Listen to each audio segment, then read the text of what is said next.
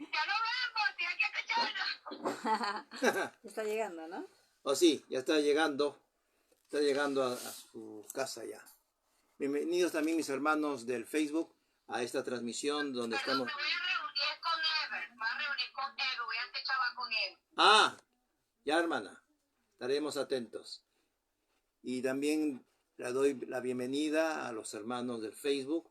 Vamos a continuar con las clases. Estamos en el ciclo de Enoc, el séptimo patriarca, clase 9, que tiene como título Hasta la destrucción de su generación.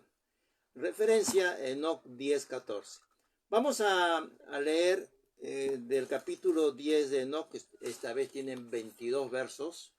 Vamos a leer los primeros 5 y así según vayamos avanzando vamos leyendo de a poco los otros.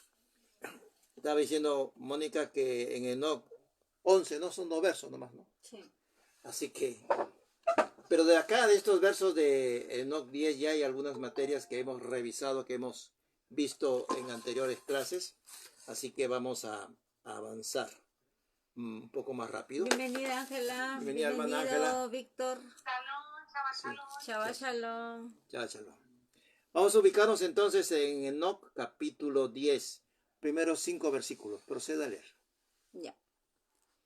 Entonces el Altísimo, grande y santo, habló y envió a Sariel, al hijo de Lamec, y le dijo, ve hacia Noé. El hijo de Lamec. Lamec es el padre de Noé.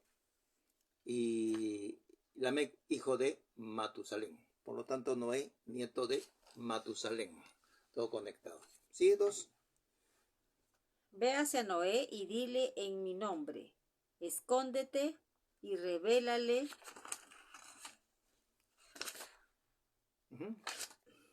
la consumación que viene, pues la tierra entera va a perecer.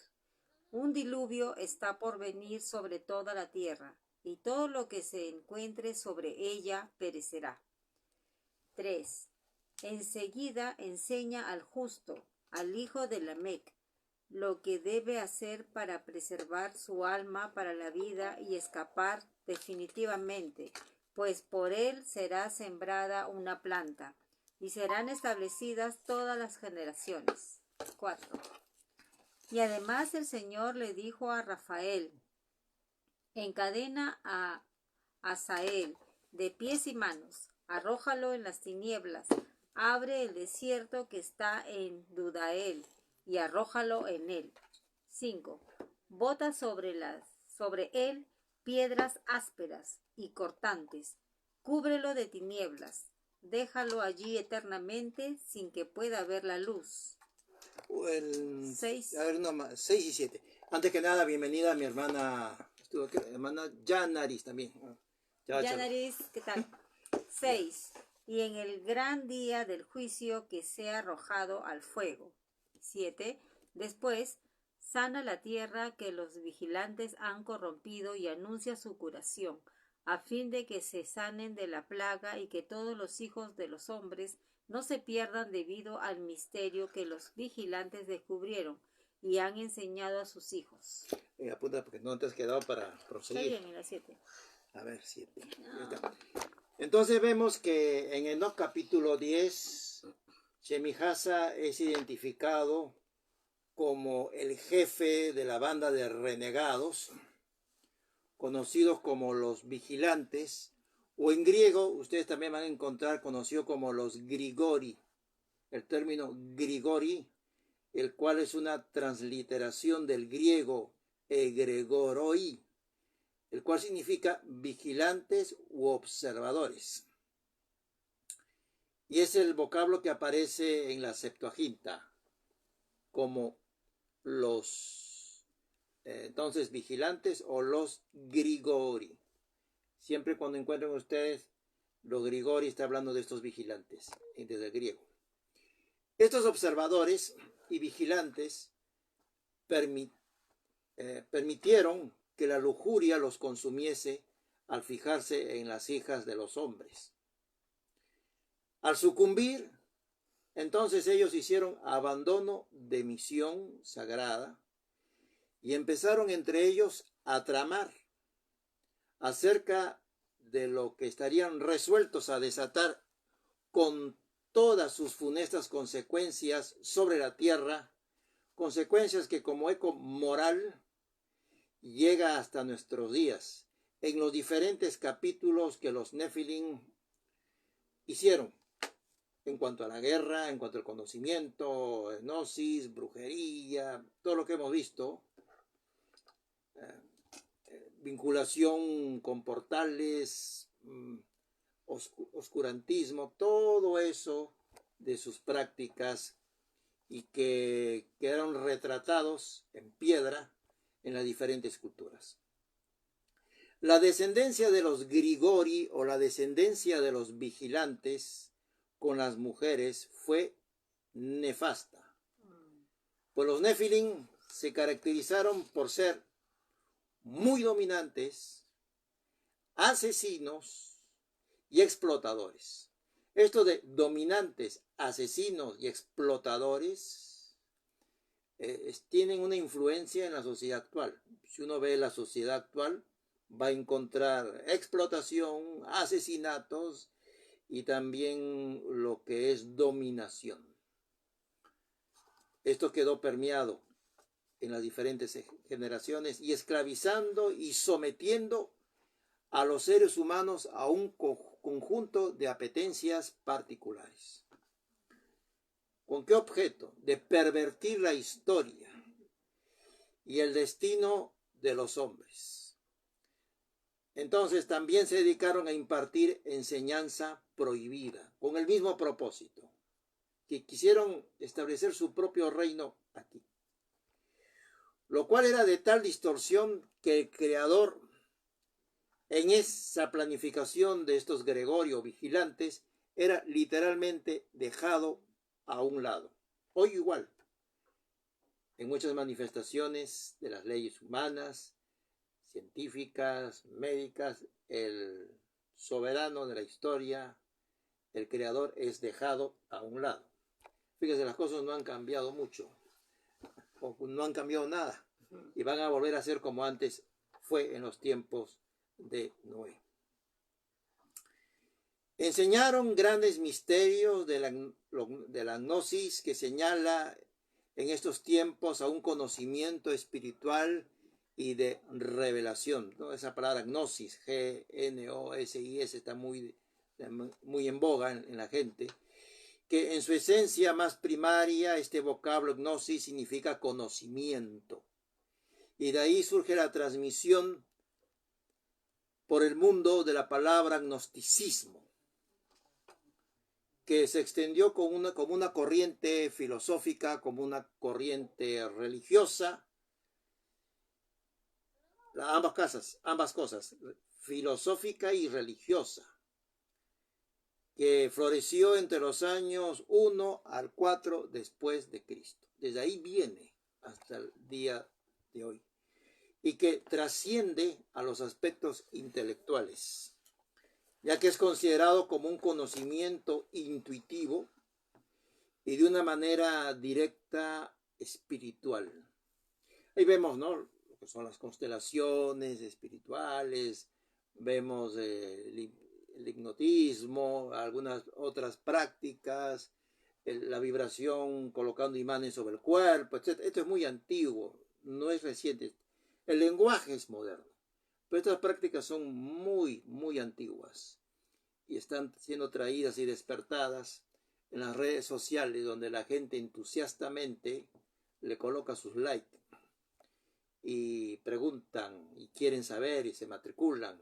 Estamos hablando de fuertes sumas de dinero, porque en el propósito, tal como es esta raíz de su agenda, el hombre quiere dominar, pero no está en su consideración el someterse al Todopoderoso. Quiere dominar, quiere sobresalir, quiere tener el poder. Es una experiencia entonces mística de la realidad divina, según el pensamiento del gnosticismo, de esta corriente. Revelaciones que no se basan en la razón o en la fe, sino que vienen desde el conjunto de experiencias personales e inefables. Gente que tiene experiencias particulares, que las busca, no que el Rúa le dice sin que él lo haya previsto, que el Rúa lo lleve a una experiencia con él, producto de fortalecimiento, de ánimo, no. Salen a buscar estas experiencias y están dispuestos a pagar quien se las pueda facilitar. Y desde sus experiencias personales, de lo que les pasa, en la inocencia comienzan a creer que toda experiencia espiritual, mística, debe convertirse en doctrina. De ahí, por ejemplo, que la cábala, que significa recibir, es interminable, nunca para, porque es experiencia tras experiencia tras experiencia y nunca llega a nada. Está siempre recibiendo, recibiendo y recibiendo. Y es interminable. Y ellos, desde sus experiencias místicas, convertidas en doctrina, quieren que la gente coparticipe en ello. Y producto de sus experiencias místicas, gnósticas, comienzan ya no a buscar en las escrituras, sino en base a lo que están sintiendo o viendo o les pasó o apareció tal cosa, porque ahí, entrando en esa materia, se exponen a una serie de eventos no controlables y que no provienen del mundo de la luz. En lo que es los actuales días, esta palabra gnosticismo es propio de los ambientes esotéricos y espirituales, incluido todo lo que es la angelología, el culto a los ángeles, las piedras, los cuartos. Todo eso tiene un trasfondo que ya hemos revisado desde esa época y no se ha detenido ese eco iniciado, sigue hasta hoy. Donde lo inefable, término que también lo empleó Pablo, por ejemplo, Pablo habló de este término, habla de un suceso personal que va más allá de nuestro conocido lenguaje, que no se puede expresar en palabras, dado que la persona ha quedado en un estado de asombro. Por eso dice que no lo podía él dar a conocer, lleno de misterio, y por ello no es factible ubicar, enmarcar con palabras exactas a fin de poder dar a conocer la hondura de lo visto o de la naturaleza vivida. Los Nefilim trajeron ciencia y trajeron también grandes secretos que lesionaron a la civilización existente. Ese conocimiento está reflejado en sus grandes megalitos, monumentos, estructuras, que el hombre las ve y no tiene cómo explicar por qué están ahí. Y la tendencia es, bueno, vino de arriba, algún extraterrestre, dicen, actúa aquí, cuando no es un extraterrestre, sino gente terrestre que, actuando desde estos poderes de Nefilim, pudieron hacer esas construcciones que eran como templo, que les rendían culto, porque también hay eso, y tenían esa apetencia, como dijimos al principio. Los grigori u observadores o vigilantes, estos rebeldes, no fueron arrojados a los avernos, sino que fueron apresados dentro de la misma tierra. Ya que tanto quieres dominar la tierra, entonces el Padre dice, toma tu tierra, pero estate hundido en esa tierra, y en el fondo de la oscuridad están apresados. Tienen esa tierra que pretendieron dominar como castigo. Es así que el Supremo Hacedor decidió intervenir. ¿Por qué? Porque se había realizado en la naturaleza de lo que él ha creado una corrupción de tipo genética. Había una corrupción genética, había una corrupción moral a gran escala, causando estragos en lo creado, con efecto irreversible sobre lo creado por él. Eso que pasó, corrupción genética, corrupción moral, con efecto irreversible, más toda la presentación del gnosticismo popular, buscando a la gente poder, buscando a la gente conocimiento, a través de estas artes, con nombres modernos pero antiguos, en la época de Noé, pululaba por todas partes. Hoy pulula también por todas partes. Nos vamos acercando, entonces ya está desbordándose los días de Noé por el borde del vaso, porque ya estamos como una copia casi idéntica de lo que se vivió en esos días. Y por eso es que sometió a juicio a todos, ejecutando sobre vigilantes y ejecutando sobre sus prole, los Nefilim, el diluvio anunciado, advertido a Noé. Es una práctica bíblica que el Padre no va a hacer nada si no advierte primero a sus siervos, a su pueblo. ¿Para qué? Para que se preparen, para que no sean tomados por sorpresa, porque la fe lleva a una obediencia, le transmite lo que va a pasar, que tome las medidas. José las entendió, tomó medidas preventivas, no lo sorprendió la hambruna, las tomó, estableció administradores, estableció un conjunto de porcentajes de ahorro, se valió de ciencias auxiliares para ver qué medidas hay que tomar. Y así como ocurrió en esa época donde Noé tomó también las medidas correspondientes, nosotros como generación tenemos que estar avispados, atentos, para tomar las medidas correspondientes. Fíjate hasta el 10, a ver, 7, vamos a leer ahora Enoch, 8, 9, perdón, 10. sí, pues, el libro de Enoch 7 al 10. No, 8, el 7 ya lo leí. 8. Sí, 8. 8, 9 y 10. Toda la tierra ha sido corrompida por medio de las obras que fueron enseñadas por Asael. Impóstale entonces todo pecado. Así Y el es. Señor dijo a Gabriel: procede contra los bastardos y réprobos, hijos de la fornicación, y haz desaparecer a los hijos de los vigilantes de entre los humanos, y hazlos entrar en una guerra de destrucción. Entonces le está diciendo, ya que los seres humanos han tomado a estos Nefilim como dioses y no reconocen la paternidad célica, entonces le tilda de bastardos y réprobos. Y termina con estos seres humanos réprobos y también termina con los hijos de los Grigori o vigilantes, estos Nefilims. Y hazlos entrar en una guerra de destrucción, pues no habrá para ellos muchos días. Haz que peleen entre ellos. Ninguna petición en su favor será concedida, pues esperan vivir una vida eterna o que cada uno viva 500 años. Y a ver, una más de Miguel.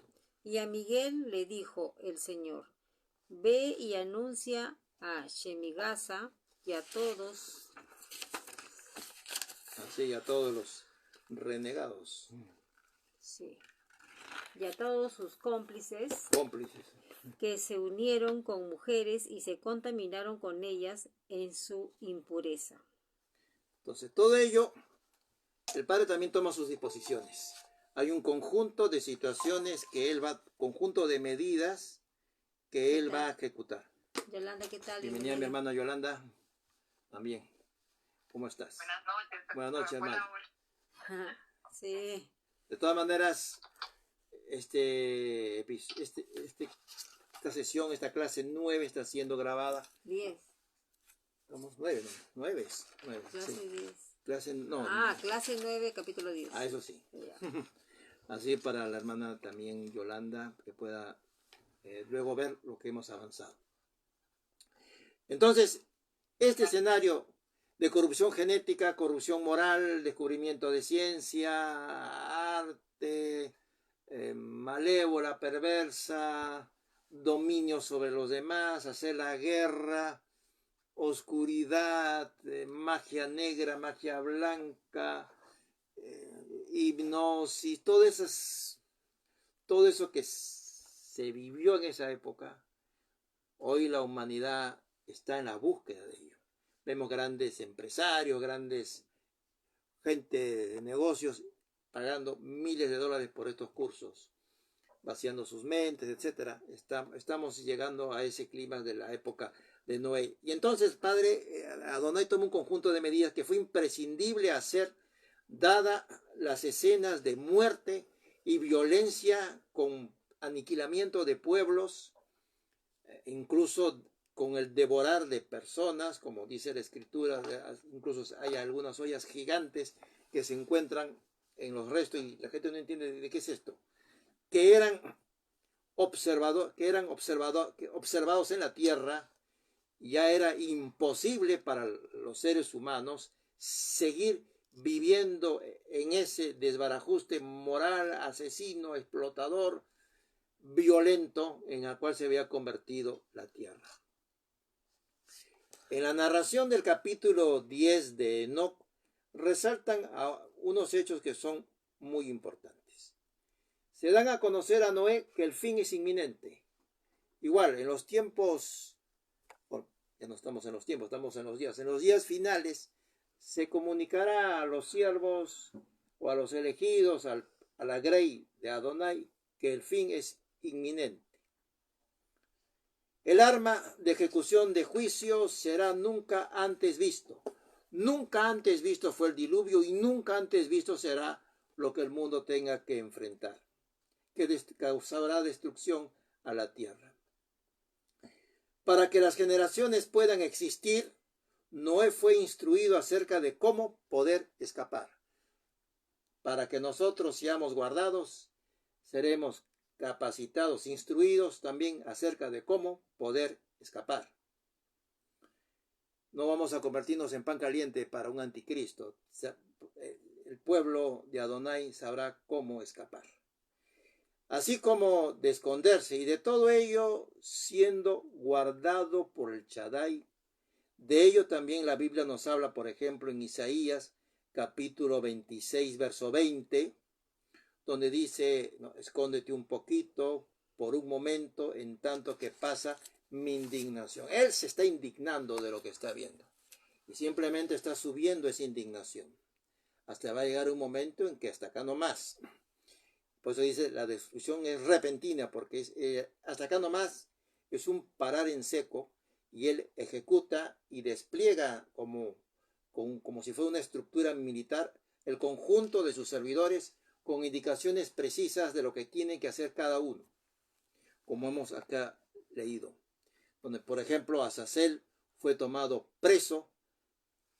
Podemos, creo que, avanzar un poquito más. 12 habla de que sus hijos perecerán. Ya. Hasta destruye los espíritus. Ya, léete del 12 al 15, fuerte. Ya.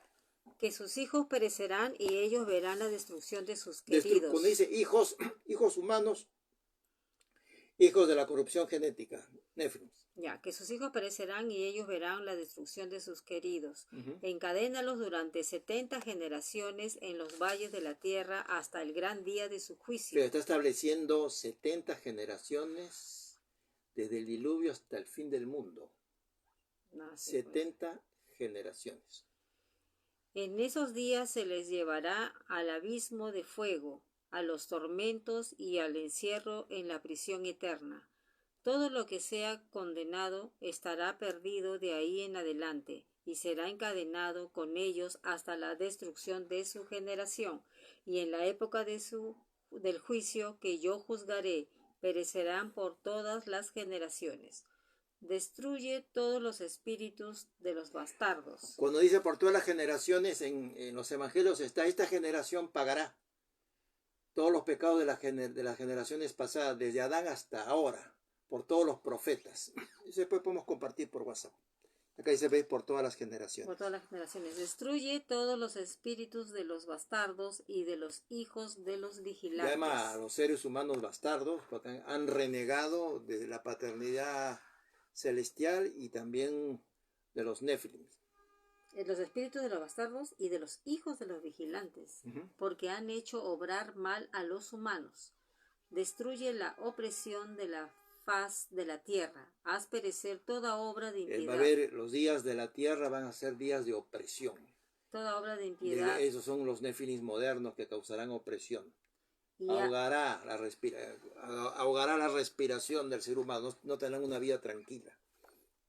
y haz que aparezca la planta de justicia. Ella será una bendición y las obras de los justos serán plantadas en alegría para siempre. Sí, ahí nomás. Entonces, vemos que en el conjunto de disposiciones, en lo que Abriel participó para que sean destruidos todos los hijos de la fornicación, como los hijos de los vigilantes.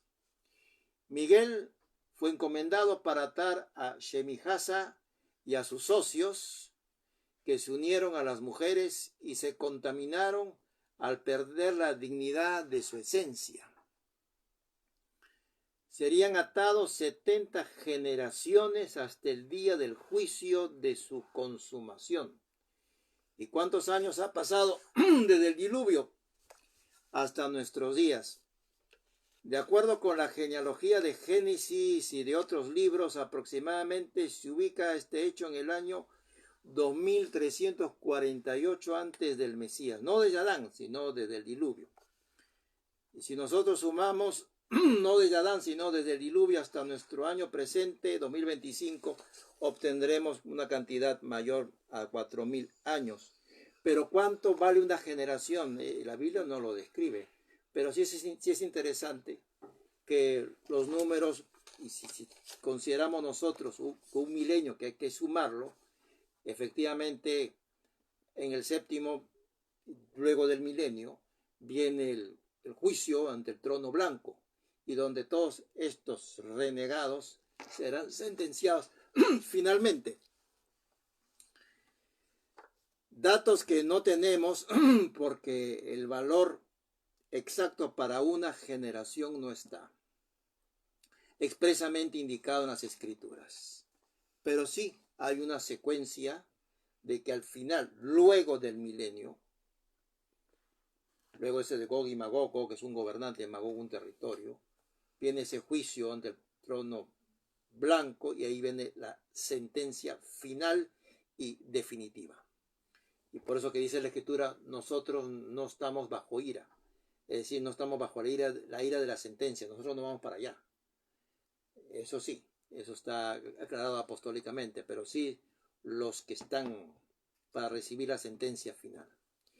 Y dentro del juicio anunciado en este capítulo 10 de Enoc, dice que el alma o los espíritus de los hombres, asimismo juntamente con los vigilantes, van a desaparecer al final de los días, es decir, serán sacados de la escena y ya no perturbarán al pueblo Kadosh de Elohim, al pueblo santo, ya no estarán más en la escena. En las líneas estudiadas podemos observar escenas del milenio con sus capítulos proféticos de paz y de una prosperidad extrema. Eso es lo que estabas leyendo, ¿puedes leer? El 16, que sí. Destruye la opresión. No, a partir de 17. Ya voy a leer este. Esto es lo que vamos a vivir en el milenio. Ya, en ese tiempo todos los justos escaparán y vivirán hasta que engendren millares. Todos los días de vuestra juventud y vuestra vejez se completarán en paz. Entonces toda la tierra será cultivada en justicia, y toda ella será plantada de árboles y llena de bendición. Todos los árboles de la tierra que deseen serán plantados en ella, y sembrarán allí viñas, y cada una de ellas producirá 1000 jarras de vino, y cada semilla producirá 1000 medidas por una, y una medida de aceitunas producirá 10 lagares de aceite. Y limpia tu tierra de toda opresión, de toda violencia. Ya no hay opresión, de todo pecado, no hay violencia, de toda impiedad, no hay pecado, no hay impiedad, de toda maldad maldad que ocurre en ella, y hazles desaparecer de la tierra. Y todos los hijos de los hombres llegarán a ser justos, y todas las naciones me adorarán, y se dirigirán en oración a mí, y me alabarán. Esos son, hay que dejar el 22 para el final. Entonces tenemos ahí que, como dice también en la escritura, que en Zacarías, que las naciones, por ejemplo, irán y se doblegarán ante el trono que está en Sión. Y al final de los días, entonces, los justos redimidos estarán adorando y alabando al Todopoderoso. La tierra, como vemos aquí en la escritura y también en el libro de Enoc, será reseteada y aparecerá limpia de la contaminación. Y hablamos no de la contaminación física solamente, sino de la contaminación espiritual por el pecado, libre del castigo y del tormento. Sobre esta realidad, revisemos desde el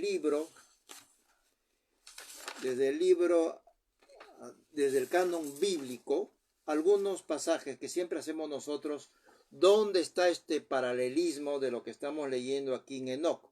Y podemos mencionar Génesis capítulo 6 en el verso 17. Fíjense lo que ha leído Mónica con lo que encontramos en el canon bíblico conocido. Génesis 6, 17. Dice: Yo enviaré un diluvio de aguas sobre la tierra, para destruir todo ser en que haya espíritu de vida debajo del cielo. Todo lo que hay en la tierra morirá. Igual, efectivamente, voy a raer la tierra, voy a arrasar la tierra, la destrucción completa, tal como estaba escrito también en lo que manifestaba Enoc. Ahora, Hebreos 11:7. Hebreos capítulo 11, verso 7. El libro de Enoc dice: adviértele a Noé lo que va a pasar. Adviértele al hijo de Lamec, es decir, Noé, adviértele. ¿Y qué dice Hebreos 11:7? Por la fe, Noé, cuando fue advertido. Ahí está. Noé fue advertido. El mismo concepto, eso que la distancia de tiempo en cuanto a los hechos, pero está la misma palabra. Noé fue advertido. Ya, advertido. Por Dios, acerca de cosas que aún no se veían. Cosas que no ves todavía, pero te advierto. O sea, las cosas que van a pasar, no las estás viendo todavía, pero van a suceder. Pero las advierte antes. Con temor preparó el arca en que su casa se salvaría, y por esa fe condenó al mundo y fue hecho heredero de la justicia que viene por la fe. Entonces dice que con temor preparó. Ese temor en el hebreo, ese sentido de ese movimiento desde nuestras entrañas, que Noé sentía así la presencia del Todopoderoso desde sus entrañas. Con ese sentido de esas entrañas que se movían, él preparó. No es un conocimiento que se tiene Todopoderoso en nuestra mente, tranquilo, no. Él era impactado desde adentro. Ese es el temor de Dios que tiene el justo. Desde adentro es impactado. Y así trabajó e hizo el arca. Y se constituyó en heredero ¿de qué? Heredero de la justicia. Nosotros, por hacer lo correcto, somos herederos de hacer la justicia. Y Jesús también enseñó, nosotros tenemos que buscar el reino y hacer la justicia. Tenemos que ser herederos de la justicia del Todopoderoso. La justicia tal como se ha hecho en el cielo, sea hecha en la tierra. Llamados a ser herederos de su justicia. Entonces, vemos aquí, en cuanto siempre este paralelismo, Enoc advertido, nada hace el Padre eterno sin comunicar antes a los suyos, porque estamos con él. Por la fe Noé obedece y prepara el arca, porque como en los tiempos de Noé, la palabra obediencia está mal vista. Prepara el arca, así como nosotros nos estamos preparando. Cuando Noé prepara el arca, significa que nosotros hoy nos tenemos que preparar. Tenemos que preparar para ser guardados. ¿Y cómo nos preparamos? Actualmente, en este instante, estamos haciendo un arca, nos estamos preparando, conociendo la voluntad del Todopoderoso para tomar medidas que correspondan a nivel familia, a nivel comunidad, a nivel particular. Tenemos que prepararnos. Así que cada uno tiene que estar haciendo su arca día a día para ser guardados por lo que recibió e hizo. Entonces, aquí Noé fue declarado heredero de justicia, heredero por ser un elegido que ha hecho lo correcto, que ha hecho lo justo. Entonces, esa es la connotación que tiene la palabra de justicia, hacer lo correcto. Cuando incluso hay personas que sueñan, que vi en un sueño la imagen de una persona correctamente vestida, es esa persona correctamente vestida, tildada con elegancia, significa la justicia, lo correcto. Son símbolos que la palabra o en visión puede, o en sueño puede dar a conocer nuestro amado Padre Celestial. Ahora veamos Génesis, finalmente también otro versículo más, Génesis 9:1. Génesis capítulo 9, verso 1. Dice, bendijo Dios a Noé y a sus hijos, y les dijo, fructificad, multiplicaos y llenad la tierra. Entonces, bueno, nosotros no podemos multiplicar si antes no damos fruto. Es un imposible espiritual. Antes tenemos que fructificar para luego multiplicar. Como dijo Yeshua, sin mí nada pueden hacer. Si no hay fruto en su vida, usted no puede multiplicar nada. Sin mí no pueden hacer nada. Y entonces, si nosotros queremos multiplicar la seguridad, multiplicar las bendiciones del cielo, multiplicar las promesas, tenemos que estar en el fruto. Fructificar y multiplicar. No son, parece igual, pero no es igual. Ese es el orden.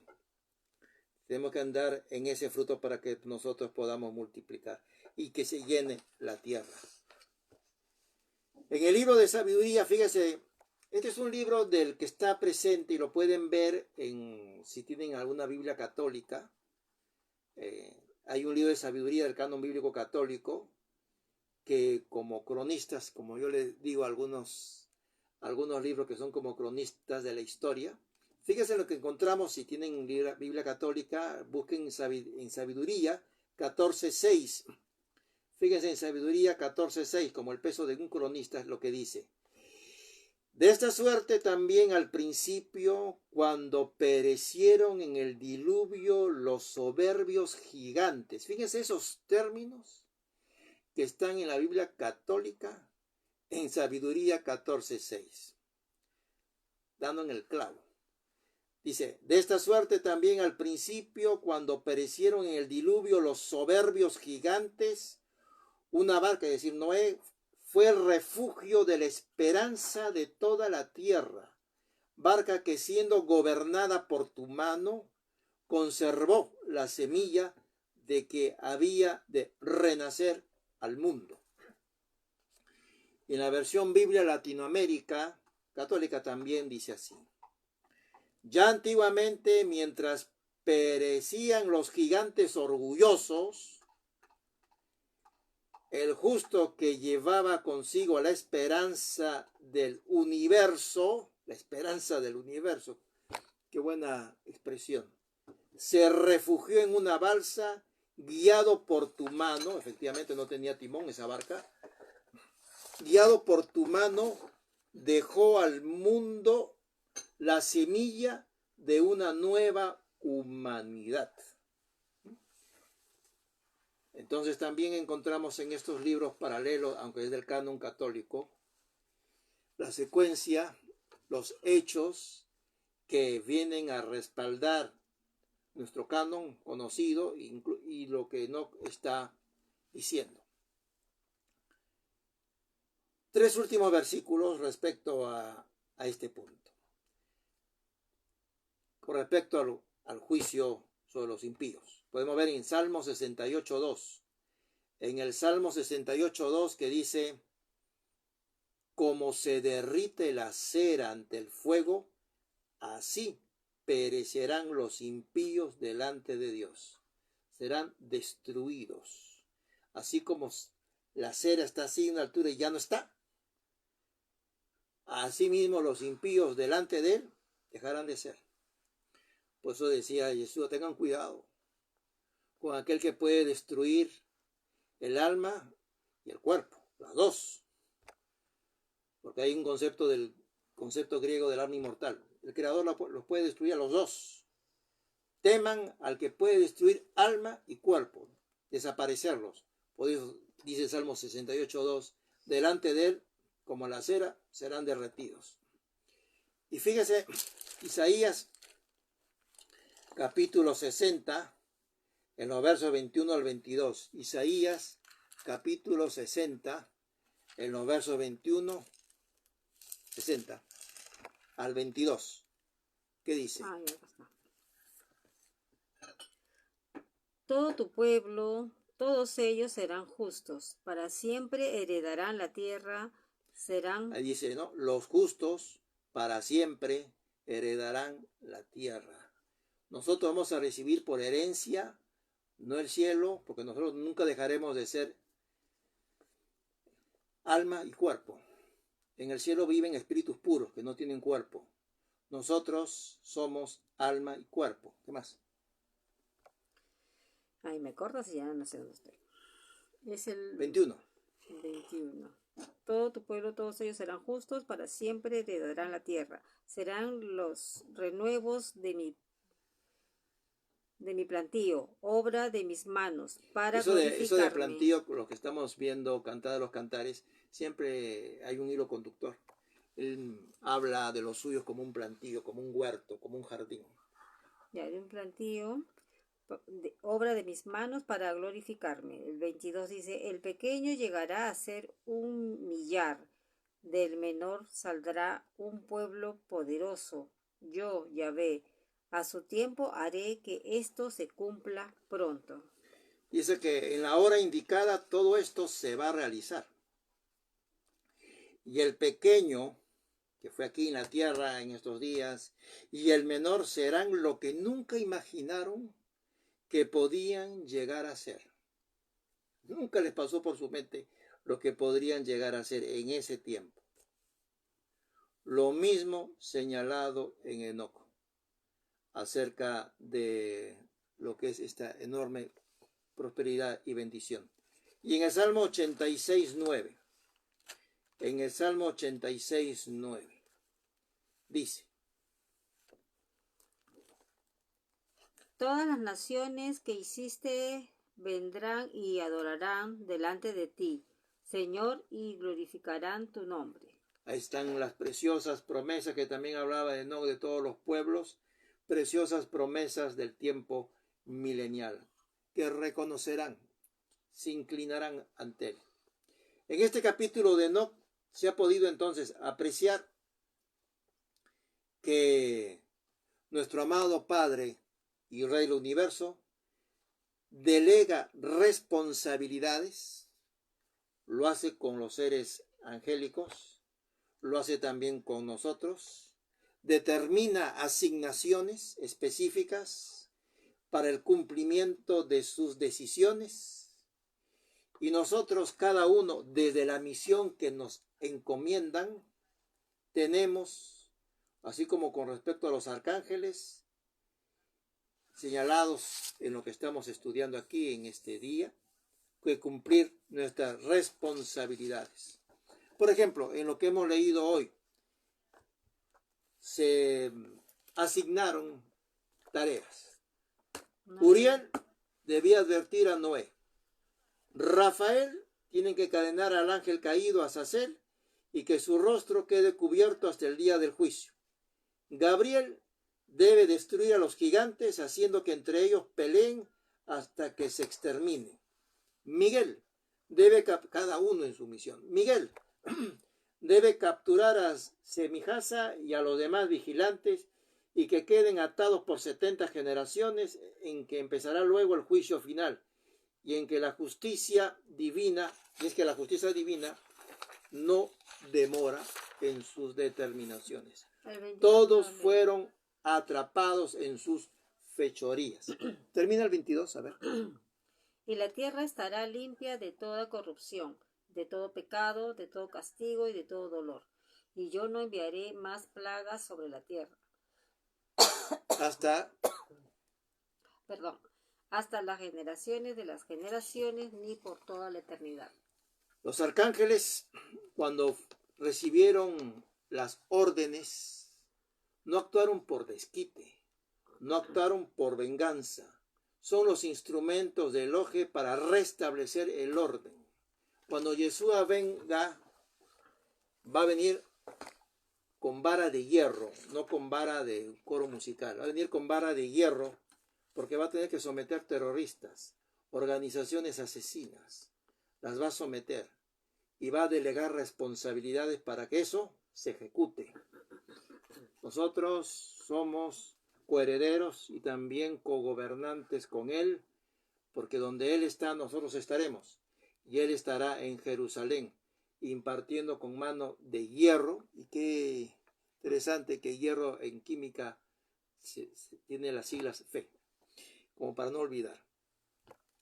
En el capítulo 10 de Enoc, amplía los detalles de la historia, porque se menciona de una confrontación, de una guerra civil entre los ángeles y Nefilins, donde el diluvio tuvo como misión eliminar el resto corrupto genético de las razas que había ahora en la tierra. Por eso que producto de esas guerras se encuentran hasta esqueletos gigantes en Ecuador, en lugares más allá del oriente, porque hubo una guerra, una explosión. Y entonces, ¿por qué llegaron a lugares tan distantes? Producto de que esta guerra se había producido y estaban escapándose. Y por tanto, como decimos, mientras mantengamos el orden del canon conocido, los restos de la historia y entender por qué se encuentran en diferentes lugares del mundo restos óseos gigantes y por qué no se divulga. Primeramente porque la historia se rompería y no se puede destruir lo que ya está difundido. Y entonces, como un principio de estadística, los elementos muy bajos o muy altos se eliminan para no alterar la secuencia. Pero ahí están. Y todas las voces que intentan dar a conocer estos hechos son visitados, amenazados, y los restos son destruidos. Pero acá hay testimonios de sacerdotes, científicos, gente que no tiene nada que perder, no tiene ningún interés en mentir o engañar. Pero ¿por qué se encuentran restos en tantas partes del mundo, en diferentes sitios? Porque hubo una guerra también, una guerra civil, y entre ellos mismos, porque al final la maldad termina destruyéndose a sí misma. Lo vemos a nivel humano, bandas contra bandas, por algún interés en juego. Un documento o un dato interesante dentro de la historia es que el padre de Noé, Lamec, hablando de guardar los suyos, Lamec no vivió el diluvio, porque murió 5 años antes que empezara. Hay gente, y está en los Salmos, que van a ser retirados antes que los días malos, y esto es soberanía del Todopoderoso, antes que los días malos empiecen. Pueden ser bebés de 5 meses, 1 mes, 2 meses, niños, adultos, van a ser retirados antes que los días malos empiecen. Lamec fue retirado y murió con una edad muy interesante. murió con 777 años, 3 veces 7, como un sello de que yo protegeré a Noé y a su familia de manera extensiva. No hay puntada sin hilo en lo profético. El capítulo 10 de Enoc termina con un anuncio imperial. Y digo imperial porque va a estar bajo el dominio del Todopoderoso, una era de justicia y una era de paz. Noé es la figura destacada que simboliza la fe juntamente con la obediencia para la salvación. No se refiere a lo que es la redención, se refiere literalmente a salvarse de que te cojan o te apresen o te atrapen, o ser puestos a salvo de la destrucción. Como entonces el Padre Eterno está advirtiendo hoy, notificando igualmente a través, hay muchos Noés dentro de los elegidos que están advirtiendo y le está diciendo al mundo que el Creador no va a pasar por alto esta mugre de marea inmoral y corrupta presente en la tierra con una perversa influencia amenazante sobre las demás personas. La información sobre Azazel encadenado en el desierto que hemos leído es la prefiguración del juicio final sobre el reino de los malignos. Los Nefilim fueron la muestra híbrida de los designios célicos distorsionados en sus santos propósitos por una moral corrompida. En el justo equilibrio, el libro de Enoc sigue mostrando, con esto acabamos, sigue mostrando con asombro perspectivas fascinantes sobre aspectos teológicos que a la luz de lo que la ciencia muestra nos ayuda a entender qué es lo que pasó y llenar algunas páginas con un poco más de información. Hasta aquí, mis hermanos, respecto a hasta la destrucción de su generación. Hay una generación que tendrá que enfrentar. Y de ahí los juicios, y de ahí también la gracia sobreabundará, porque aparecerá la novia buscada en tantos siglos, sin mancha ni arruga. Hermana Yolanda, adelante, te escuchamos. Sí, una pregunta, pastor.